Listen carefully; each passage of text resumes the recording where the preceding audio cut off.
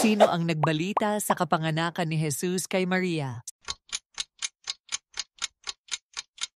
A. Angel Gabriel. Saan isinilang si Jesus? A. Bethlehem. Ano ang unang himala na nagawa ni Jesus?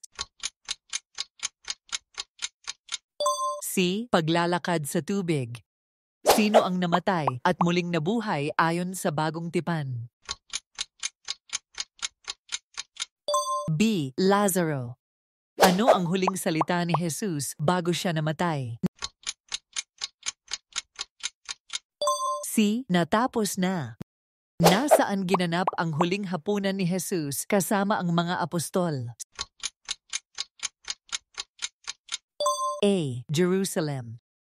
Sino ang nagturo ng mabuting balita sa mga tao? C. Jesus. Ano ang ipinagkait ni Pedro kay Jesus 3 beses bago pumaita ang tao?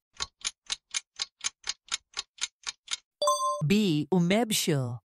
Anong bagay ang naibigay kay Jesus ni Judas Iscariote bilang sagisag ng pagtutraidor? A. Kiss. Sino ang ebanghelista na nagsulat ng aklat ng Apokalipsis? A. Juan.